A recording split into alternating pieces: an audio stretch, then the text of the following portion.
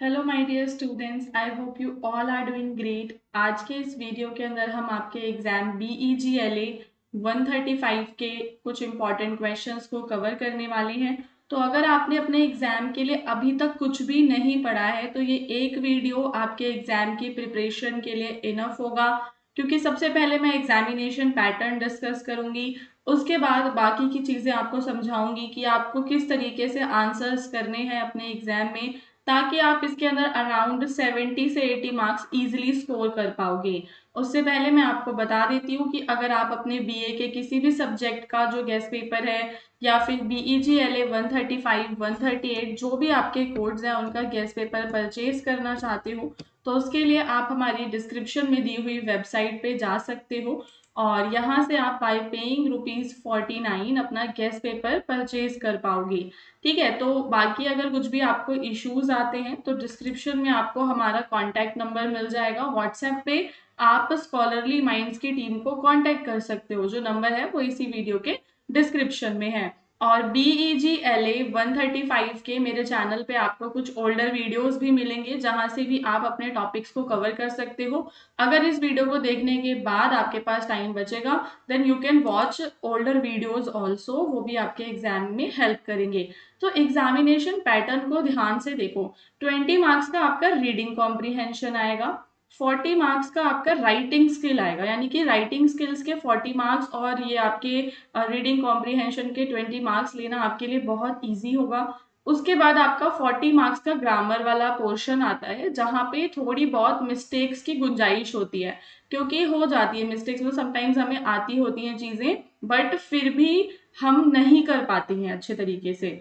ठीक है, तो स्टिल आपका जो ऊपर वाला पोर्शन है वो आप इजीली कर लोगे।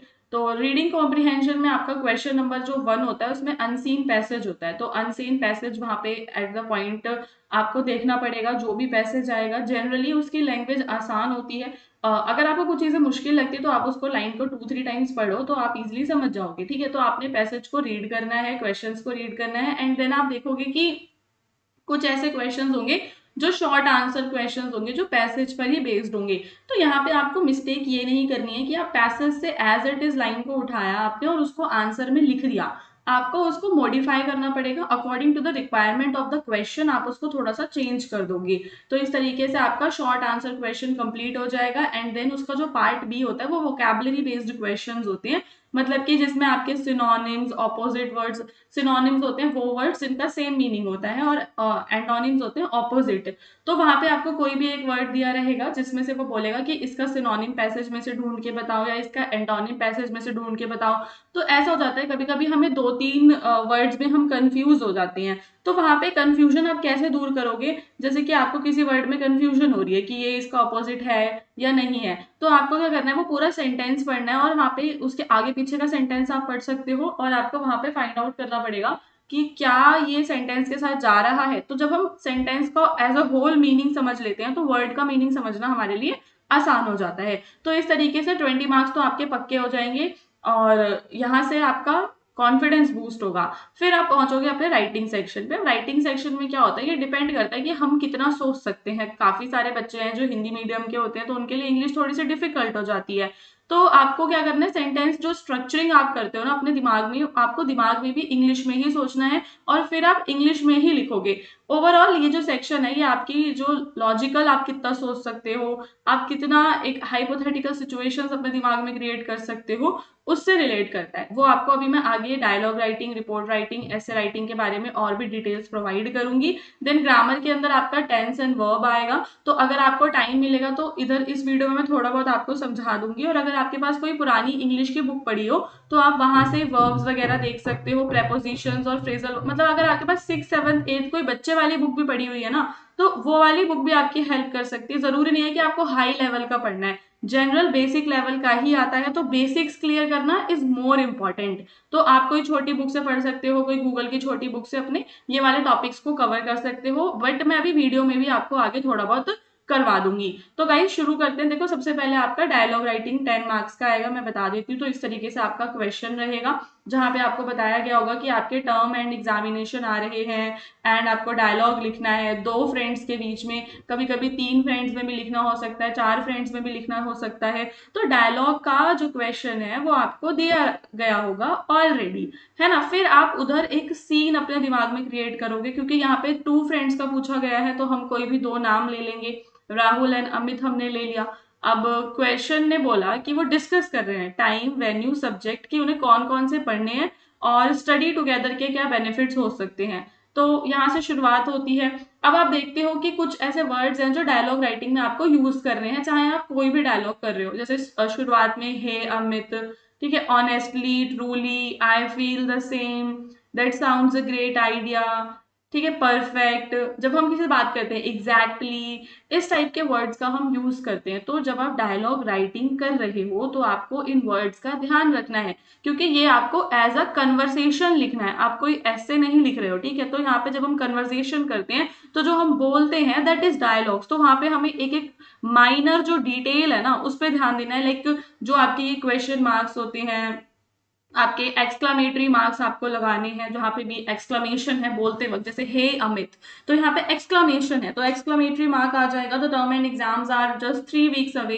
देन अब वो क्योंकि दूसरे से बात कर रहे हैं, दैट मीन्स उसके सेंटेंस के एंड में क्या होगा, क्वेश्चन होगा। तो उसने क्या बोला, आर यू फीलिंग प्रिपेयर्ड। तो इन चीजों का आप ध्यान रखेंगे। जो पहला व्यक्ति है वो ग्रीट कर रहा है, फिर एक सवाल पूछ रहा है, देन दूसरा व्यक्ति आंसर कर रहा है, तो वो सच में बोल रहा है honestly Rahul I am struggling, मुझे ग्रामर सेक्शन समझ में नहीं आ रहा, ये थोड़ा सा कंफ्यूजिंग है। देन अब यहाँ पे जो बात है वो एक दूसरे के आपस में मिक्स हो जा रही है। I feel the same, why don't you come to my place this Saturday for a group study session, that sounds like a great idea, what time should I come, मैं कब आऊं। तो इस तरीके से फिर आप क्या करोगे, इनकी बातचीत को आगे बढ़ा दोगे। That sounds like a good plan, excellent, I will bring my study material, see you on Saturday. इस तरीके से बातें फिर उनकी खत्म भी हो जाती हैं। तो उसमें क्वेश्चंस एंड आंसर्स होते हैं, एक कन्वर्सेशन होती है। और जो भाषा है, ध्यान देना है आपको डेली लैंग्वेज का यूज करना है, जो आप डेली लाइफ में जिन वर्ड्स का यूज करते हो। कुछ भी ऐसा नहीं करना है कि ऐसा लगे कि ये तो बहुत हाई लेवल की इंग्लिश नहीं उसमें लिखनी है आपको। फिर आपका लेटर राइटिंग आ सकता है, रिपोर्ट राइटिंग, ऐसे राइटिंग में से कुछ आ सकता है। तो लेटर आपके फॉर्मल हो सकते हैं और आपके लेटर कैसे हो सकते हैं, इनफॉर्मल हो सकते हैं। अब जो हमारा इनफॉर्मल लेटर होता है वो या तो हम फ्रेंड्स में या फैमिली मेंबर्स को लिखते हैं, जो कि काफी फ्रेंडली, पर्सनल और कन्वर्सेशनल उसकी टोन होती है। अनलाइक अ फॉर्मल लेटर, इसमें कोई भी रिसीवर का एड्रेस या सब्जेक्ट लाइन की रिक्वायरमेंट नहीं होती है। वहीं हम क्या देखते हैं कि जो आपका फॉर्मल लेटर है, जो आपका फॉर्मल लेटर है उसका थोड़ा फॉर्मेट होता है। मतलब जनरली हम उसे किस किस को लिखते हैं, प्रिंसिपल को, ठीक है, या फिर किसी न्यूज़पेपर के एडिटर को लिखते हैं, या किसी बड़ी गवर्नमेंट की अथॉरिटी को लिख देते हैं। तो एक फॉर्मेट फॉलो होता है। हर एक जो पार्ट है वो लेफ्ट मार्जिन से शुरू होगा। And do not intend paragraph, commas वगैरह एड्रेस में आपको यूज नहीं करने हैं। तो सबसे पहले आप कंप्लीट एड्रेस लिख दोगे, then you will leave the line and then आप डेट लिखोगे, फिर एक लाइन छोड़ोगे, फिर आप रिसीवर का एड्रेस लिखोगे। जैसे अगर स्कूल के लिए है तो द प्रिंसिपल एबीसी कॉलेज ऐसे करके, और अगर आपका एडिटर के लिए है तो to the editor Hindustan Times, इस तरीके से। एंड फिर आपका सब्जेक्ट आ जाएगा, अंडरलाइन कर सकते हो आप सब्जेक्ट को। अब सब्जेक्ट यहाँ पे आपका छोटा होना चाहिए, 6 से 8 वर्ड्स का ही होना चाहिए। जो सब्जेक्ट है वो आपके क्वेश्चन के जो क्वेश्चन होता है ना उसके अंदर ही आपको उसमें से ही उसका आंसर मिल जाएगा। फिर फाइनली आपका सैल्यूटेशन, फिर 3 मेन पैराग्राफ्स में आपको पूरा बॉडी डिस्क्राइब करना है, इंट्रोडक्शन देना है, फिर अंदर जो प्रॉब्लम है, रिक्वेस्ट है या इशू है, जो भी आप उसको क्लियरली एक्सप्लेन करोगे। Then you will mention the action, क्या आप एक्सपेक्ट कर रहे हो, एंड फाइनली कॉम्प्लीमेंट्री क्लोज देते हुए अपना नाम आप लिख देते हैं। तो इस तरीके से हमारा फॉर्मल लेटर कंप्लीट हो जाता है। एग्जाम के अंदर किसी भी क्वेश्चन पे फॉर्मल लेटर आपसे पूछा जाएगा, तो first of all you just need to understand the format and the structure. You can see यहाँ पे कि आपको क्या स्ट्रक्चर फॉलो करना है। तो अगर आपको स्ट्रक्चर पता होगा तो it will be easy for you to write a letter. फिर चाहे उसका टॉपिक कोई सा भी हो उससे फर्क नहीं पड़ता है। फिर इनफॉर्मल में आपका सेंडर एड्रेस आता है, डेट आती है, फिर डायरेक्टली सैल्यूटेशन आ जाता है। You don't need to write a subject और एनीथिंग एक्सेट्रा। उसके बाद आप अपनी डायरेक्ट बॉडी शुरू कर देते हो, क्योंकि अब आप अपने किसी फ्रेंडली वे में ही जाएगा वो, क्योंकि आपके फैमिली मेंबर को हो सकता है, फ्रेंड को हो सकता है, मॉम डैड राहुल फ्रेंड कोई भी हो सकता है। सो फर्स्ट ऑफ ऑल जब आप शुरुआत कर रहे हो तो आप पहले उनके वेलबींग के बारे में पूछोगे, ठीक है। और कोई उनके प्रीवियस लेटर का अगर आप रिप्लाई करो तो I hope this letter find you in good health, I was delighted to receive your letter yesterday, कल मुझे तुम्हारा पत्र मिला, मेरे को डिलाइटेड फील हुआ। फिर अब आप अपनी जो भी न्यूज़ है एक्सपीरियंसेस है वो बताओगे, एंड फाइनली उनके फैमिली मेंबर्स को भी रिगार्ड दोगे, ठीक है। देन आपका yours lovingly with best wishes affectionately, इस टाइप के वर्ड्स। अब ये कॉम्प्लीमेंट्री क्लोज जो है ना ये वाला, ये आपका सिर्फ इनफॉर्मल में यूज होता है, आप इसको फॉर्मल में यूज नहीं कर सकते हो, है ना। फॉर्मल का कॉम्प्लीमेंट्री क्लोज अलग है, वहां पे फेथफुली सिंसियरली ट्रूली इस टाइप के वर्ड्स हम यूज करते हैं, और इनफॉर्मल में हम लविंगली बेस्ट विशेस अफेक्शनेटली इस टाइप के वर्ड्स का यूज करते हैं। फिर आपका रिपोर्ट राइटिंग आ सकता है एग्जाम के अंदर। जनरली रिपोर्ट राइटिंग हम पास्ट में ही लिखते हैं और अपने खुद के कोई ओपिनियंस उसमें हमें नहीं देने पड़ते। समझ रहे हो कि जैसे मैं कहीं गई, कोई स्पेशल इवेंट हुआ, तो उस इवेंट के बारे में मैंने रिपोर्ट लिखनी है, तो वो रिपोर्ट मैं पास्ट टेंस में लिखूंगी क्योंकि सब कुछ पहले हो चुका है, and after that I am writing it. तो फैक्चुअल अकाउंट होता है, वो फैक्ट्स होते हैं उसके अंदर। स्ट्रक्चर की हम बात करते हैं तो ऊपर हेडलाइन यानी टाइटल आता है, एक शॉर्ट एंड सुटेबल टाइटल मैंने दे देना है कि ये मेरा टाइटल है।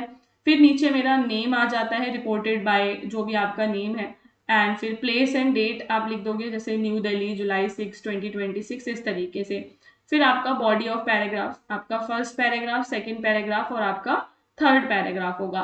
फर्स्ट पैराग्राफ में सिर्फ आपको बताना है क्या हुआ, कब हुआ, कैसे हुआ। फिर पूरा सीक्वेंस बताना है कि वन बाय वन क्या क्या हुआ, कि शुरुआत में सारे लोग आए, वो बैठे, फिर चीफ गेस्ट आए, चीफ गेस्ट को हमने ग्रीट किया, उन्होंने झंडा लहराया, फिर स्पीच दी चीफ गेस्ट ने, काफी सारी एक्टिविटीज वहां पर हुई, स्पोर्ट्स हुए, टीचर्स के स्पोर्ट्स हुए, कोई एक इंसिडेंट कुछ हुआ, एक बच्चे ने बहुत अच्छा स्पीच दिया और जो चीफ गेस्ट थे उन्होंने उसको बहुत ज्यादा प्रेज किया। तो ये पूरा फैक्चुअल और ऑब्जेक्टिव आपका रिपोर्ट रहेगा। फिर आपका थर्ड पैराग्राफ में आप रिपोर्ट को कंक्लूड करोगे, जो भी आउटकम्स निकले हैं आप उसे मेंशन करोगे, उन्हें थैंक्स बोलोगे, और अभी का ये सारी डिटेल्स बस आपकी रिपोर्ट खत्म हो जाती है। फिर आपका या कोई पैराग्राफ या ऐसे आता है तो पैरा में आप बर्गर मेथड का यूज कर सकते हो, जैसे कि टॉप वन में सिर्फ आपका इंट्रोडक्शन होगा अराउंड 40 वर्ड्स का, जो भी आपका टॉपिक है आप उसे इंट्रोड्यूस कर दोगे, और टॉपिक को आपको इमीडिएटली इंट्रोड्यूस करना है, आज के समय में उस टॉपिक का क्या रेलेवेंस है आप वो बताओगे। फिर बॉडी में आपके जो एक 120 वर्ड्स अराउंड आपके उसमें रहेंगे, 2 या 3 पैराग्राफ में आप उसको बांट सकते हो, डिपेंड करता है आपका क्या टॉपिक है। अगर आपका कोई टॉपिक है तो उसके आप पॉजिटिव एस्पेक्ट्स वगैरह बता सकते हो, firstly, furthermore, in addition इस टाइप के वर्ड्स आप यूज कर सकते हो। पैराग्राफ 2 में वो क्या क्या चैलेंजेस और डिसएडवांटेजेस हैं उसके बारे में आप डिस्कस करोगे। फिर आपका फाइनली उसमें बॉटम वन में आपका 40 मार्क्स का कंक्लूजन आ जाएगा, जहां पे आप सारे जो मेन पॉइंट्स हैं उन्हें समराइज करोगे without introducing any new idea. आप एक बैलेंस्ड ओपिनियन भी दोगे, रिकमेंडेशन दोगे, कोई प्रॉब्लम है तो उसका सॉल्यूशन दे दोगे। तो paragraph writing will be easy for you. और मुझे ऐसा लगता है कि आपको राइटिंग सेक्शन बहुत अच्छे से करके आना है, कोई भी स्पेलिंग मिस्टेक्स, सेंटेंस की मिस्टेक्स हो गई, ठीक है, उनको मतलब आपको क्या करना है, अवॉइड करना है, ठीक है। जस्ट अ सेकेंड, कोई भी मिस्टेक्स को आप अवॉइड करेंगे। फिर आपका अगला जो टॉपिक है वो है ग्रामर वाला सेक्शन, जहाँ पे बच्चे क्या करते हैं, मिस्टेक्स करते हैं, ठीक है। तो आपको क्या करना है, इधर मिस्टेक्स नहीं करनी। अगर आपका कोई प्रीवियस नॉलेज है इससे रिलेटेड तो बहुत अच्छी बात है, और नहीं है तो आप थोड़ा सा इस वीडियो को देखो, और इधर कुछ प्रैक्टिस क्वेश्चंस दिए हुए हैं, ठीक है। तो देखो, जो आपके ये होते हैं टेंस और वर्ब्स होते हैं, इसमें काफी सारे, जैसे इसमें आपका प्रेजेंट टेंस होता है, प्रेजेंट टेंस में आपके जो मतलब सब्जेक्ट होता है उसके साथ आपकी बेस वर्ब होती है, ठीक है। और एस या ई एस लगा दिया जाता है, like she walks to work इस टाइप से। और फिर आपका प्रेजेंट कॉन्टिन्यूअस होता है। तो पूरा टेंसेस को इन डिटेल तो यहाँ पे बताना मुश्किल है, तो हम क्या करेंगे कि सिर्फ आपके जो क्वेश्चंस हैं, ठीक है, उनको डिस्कस करेंगे। और मैं आपको थोड़ा बहुत एक्सप्लेन कर दूंगी इनके ही माध्यम से जितना कर पाऊंगी, ठीक है। ओके, सो देखो पहला जो है यहाँ पे आपको करेक्ट फॉर्म ऑफ वर्ब भरनी है। अब आप सभी को पता होगा कि ये read, finish, visit, complete, play, live, rain, write, arrive, wake, ये सारे हमारे क्या होते हैं, वर्ब होते हैं, ठीक है। तो आपका पहला क्या है, she dash a novel when I called her. तो इधर आपका आंसर क्या हो जाएगा guys, she dash a novel when I called her. तो यहाँ पे आपको पास्ट कॉन्टिन्यूअस यूज करना है, क्योंकि ये जो एन आपका जो एक्शन है वो कॉन्टिन्यूअस एक्शन था, मतलब उसको ऑनगोइंग एक्शन था जिसको इंटरप्ट कर दिया गया किसी पास्ट इवेंट के द्वारा। कॉल्ड आपका पास्ट का एक इंडिकेटर आप यहाँ पे इजी वे में समझ सकते हो। तो यहाँ पे आपका क्या आ जाएगा, she was reading, she was reading a novel when I called her. They dashed the project before the deadline. यहाँ पे आपको had finished आप यूज कर सकते हो, ठीक है। They had finished और finished भी कर सकते हो। यहाँ पे आपने क्या करा है, कंप्लीशन दिखाया है, बिफोर द डेडलाइन है, पास टाइम लिमिट का, यहाँ पे हमने क्या दिखाया है, कंप्लीशन दिखाया है। हाँ, तो दो हमारे कंप्लीट हो गए, वॉज रीडिंग, हैड फिनिश्ड। फिर आपका है I dash my grandparents every Sunday. तो यहाँ पे एवरी संडे की बात हो रही है, तो यहाँ पे आपको क्या यूज करना है, सिंपल प्रेजेंट, और रेगुलर हैबिट्स हैं, रूटीन्स हैं। तो यहाँ पे सिंपल बस आपका क्या रहेगा, visit, I visit my grandparents every Sunday, by next year he dash his degree, by next year he will have completed हो जाएगा, यहाँ पे will have completed, he will have completed में हमने फ्यूचर परफेक्ट का use किया है, for actions finished by a specific future point में। बाय नेक्स्ट ईयर है तो एक स्पेसिफिक फ्यूचर पॉइंट आ रहा है यहाँ पे, तो आपको फ्यूचर परफेक्ट जो वर्ब है आप उसका यूज कर रहे हैं। द चिल्ड्रन, सिंपल है ये तो, the children are playing in the park, continuous action है। And we dash in Delhi since 2020। तो अब यहाँ पे देखो सिंस 2020 है, तो यहाँ पे आप क्या यूज करोगे, वी हैव बीन लिविंग, ठीक है, वी हैव बीन लिविंग, मतलब कि और हैव लिव्ड भी हो सकता है। तो use perfect present continuous for actions. Perfect present continuous हमने यूज किया है यहाँ पे, जो सारे इवेंट आपके पास्ट में स्टार्ट हुए थे बट अभी भी वो चल रहे हैं ना, अभी भी वो चल रहे हैं। इफ इट रेन्स, यहाँ पे तो सिंपल ही है, हमें ऐसे ही पढ़ के समझ आ जाता है, कोई रूल की जरूरत नहीं है। इफ इट रेन्स होगा, and she wrote a letter, कल लिखा था तो राइट का हो जाएगा आपका रोट, क्योंकि यहाँ पे वो पास्ट एक्शन एक स्पेसिफिक टाइम के माध्यम से हमें बताया गया है। And the train had arrived, the train had arrived before we reach the station, my father usually wake up at 5 AM। तो यहाँ पे हो जाएगा आपका वेक्स अप, है ना, एस लग जाएगा, सिंगल हैबिट है, यूजुअली आ रहा है आपका, वेक्स अप हो जाएगा। ओके, फिर देखो आपका ना अगला क्वेश्चन है प्रेपोजिशंस वाला। तो क्या होता है कि प्रेपोजिशंस आपको आती होती हैं, हमने बचपन में बहुत सारी पढ़ी भी होती है प्रेपोजिशंस, और इन, ऑन, अंडर, ये सब आपकी प्रेपोजिशंस होती हैं। तो जनरली प्रेपोजिशंस अगर हमारे साथ पिक्चर होती है ना, तो उसको एक्सप्लेन करना आसान होता है। अब हमारा जो पहला है, the book is dash the table, तो हम यहाँ पे क्या देख रहे हैं कि वो पोजीशन की बात कर रहा है एक फ्लैट सरफेस पे, तो क्या हो जाएगा पहले में ऑन द टेबल। फिर है she arrived dash the airport early, तो एट द एयरपोर्ट होगा, बिकॉज यहाँ पे एक स्पेसिफिक प्लेस है, पॉइंट है, बिल्डिंग है। We have been friends dash childhood, तो यहाँ पे क्या हो जाएगा, सिंस चाइल्डहुड, बचपन से हम दोस्त हैं।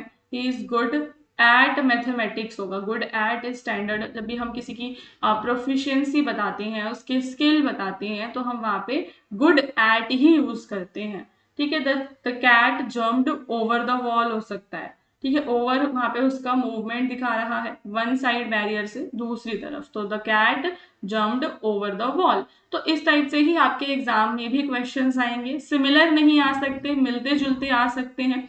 और फ्रेजल वर्ब्स अगर आपने कभी पढ़े होंगे तो गिव अप, मतलब उधर है ना आपको फ्रेजल वर्ब्स ऑलरेडी गिवन होंगे ऊपर ऑप्शंस में, जहां से उनका पता लगाना इजी हो जाएगा, ठीक है। So please dash the lights, please simple है, please turn on the light, she decided to dash smoking, she decided to give up हो जाएगा। तो टर्न ऑन में जैसे एक ये फ्रेजल वर्ब है एक्टिवेट करना, गिव अप का मतलब क्या होता है, कोई भी हैबिट को स्टॉप कर देना, रोक देना। फिर थर्ड है आपका the meeting was dash because of heavy rain, the meeting यहाँ पे होगा आपका पुट ऑफ। पुट ऑफ का मतलब होता है किसी चीज को, किसी इवेंट को डिले कर देना, किसी इवेंट को पोस्टपोन कर देना। Who will dash the baby, simple है, लुक आफ्टर होगा इसमें। एंड लास्ट आपका बचेगा carry on, please carry on with your work. तो इस टाइप से आपके कुछ वर्ब्स होंगे जहां पे आपको सेंटेंस का मीनिंग समझते हुए उनके आंसर्स करने हैं, ठीक है। फिर आपका देखो एक्टिव एंड पैसिव वॉइस आ जाता है। एक्टिव और पैसिव वॉइस, इसमें आपको इन सेंटेंसेस को पैसिव में चेंज करना है। तो पहला क्या है, the teacher praised the students, ठीक है। तो यहाँ पे आपको वॉज वर ऐड करेंगे आप, तो यहाँ पे आपका क्या हो जाएगा, the students was praised, the student was praised by the teacher. फिर they are building a new bridge, तो यहाँ पे क्या हो जाएगा, a new bridge is being built by them. समझ रहे हो।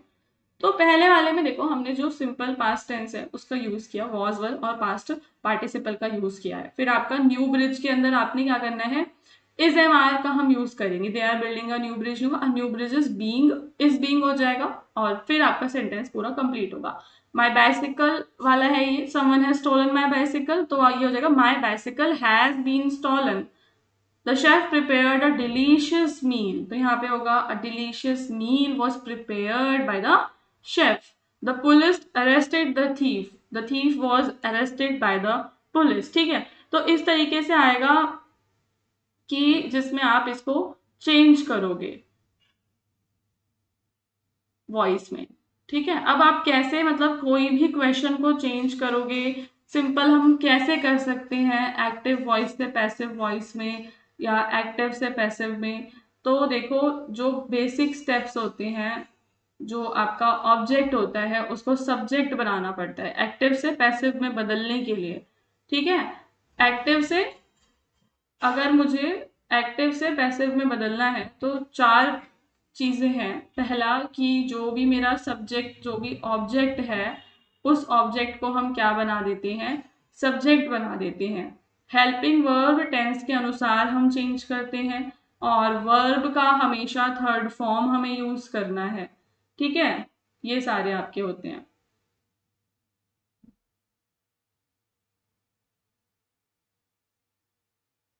ज्यादा डिटेल में बताने की मुझे लगता नहीं है, मुझे नीड है, क्योंकि फिर वो कंफ्यूजिंग हो जाएगा आपके लिए। चार पांच क्वेश्चंस के लिए हम इतना टाइम इन्वेस्ट नहीं कर सकते। फिर फाइनली आपका साइलेंट लेटर और वर्ड फॉर्मेशन वाला आता है, जो कि आपको थोड़ा आसान लगेगा। वो डिपेंड करता है आपकी प्रीवियस नॉलेज पे कि आपने कितने रीडिंग की हुई है, बचपन से लेकर आज तक आपने जो भी पढ़ा है वो आपके यहाँ पे काम आने वाला है। तो ऑनेस्ट, डाउट, हम इसको जिस तरीके से रीड करते हैं, जैसे मैं ऑनेस्ट बोल रही हूँ तो एच एस साइलेंट, डाउट में हम उसको डाउट नहीं बोलते, ब को हम नहीं बोलते, सो बी इज साइलेंट। वॉक में हम एल का जो यूज है वो नहीं करते, हम डायरेक्ट उसको वॉक कहते हैं, वॉक। नाइफ में के साइलेंट होता है, रिसीट, रिसीट में हमारा पी साइलेंट होता है। In this way you have to read the sentence and अगर आपने उसमें आपको थोड़े बहुत मिलते जुलते भी मिल जाएंगे जो आपको पहले से पता होंगे। फिर आपको प्रीफिक्सेस या सफिक्सेस का यूज करना है, तो हैप्पी का हैप्पीनेस, काइंडनेस का काइंड का काइंडनेस, पॉसिबल का इम्पॉसिबल हो सकता है, केयरफुल, ऑनेस्ट का ऑनेस्टी। तो प्रीफिक्सेस और सफिक्सेस भी एग्जाम में आती हैं। तो देखो यहाँ पे एक चीज पता है क्या है कि BEGLA 135 unlike your other examinations, ये कंप्लीटली बेस्ड है ऑन व्हाट यू नो, आपके नॉलेज पर ये बेस्ड होता है। यहाँ पे as a teacher 1 day before हम आपको आपके एग्जाम का पैटर्न बता सकते हैं और थोड़ी बहुत आपको basic knowledge about the grammar दे सकते हैं, राइटिंग सेक्शन के स्ट्रक्चर्स के बारे में हम आपको बता सकते हैं। इतना अगर हमने आपको बता दिया है दैट मीन्स कि आपकी 50% प्रिपरेशन तो हमने करवा दी, लेकिन बाकी का जो 50% है वो आप पे डिपेंड करता है कि आप किस तरीके से एग्जाम में लिख कर आओगे, आपकी थिंकिंग स्किल्स कितनी डेवलप्ड है। उस पर डिपेंड करता है, ठीक है। बट अगर आपको अभी भी चीज़ें मतलब आपको कुछ डाउट्स हैं, आपको नहीं समझ में आ रहा है, तो आप यूट्यूब पे सर्च करो BEGLA 135, आगे हमारे चैनल का नाम डाल दो स्कॉलरली माइंड्स। तो जो मेरे पुराने वीडियोस हैं आप उन्हें भी देख सकते हो, बिकॉज मैंने वहां पर और भी क्वेश्चंस की प्रैक्टिस करवा रखी है। तो आप वो वाली वीडियोस देख लो और ये वाली देख लो, इतने में आपकी पूरी प्रैक्टिस हो जाएगी और आपका एग्जाम काफी अच्छा जाएगा। बस आपको कॉन्फिडेंस में जाना है कि आपको इंग्लिश की बेसिक, जिसको इंग्लिश आती है उसके लिए कोई परेशानी नहीं है, परेशानी सिर्फ उनके लिए है जिनको इंग्लिश लिखने में थोड़ा सा डिफिकल्टी होती है। तो बट फिर भी आपको पूरे कॉन्फिडेंस के साथ जाना है, जो भी आप सेंटेंस लिख रहे हो कोशिश करनी है कि वो आपके सेंटेंस एकदम क्लियर हो, स्पेलिंग मिस्टेक से आपको बचना है और राइटिंग वगैरह पे आपको फोकस करना है। इन दिस वे आप इजीली इसे क्रैक कर लोगे। So students, all the best for your examination.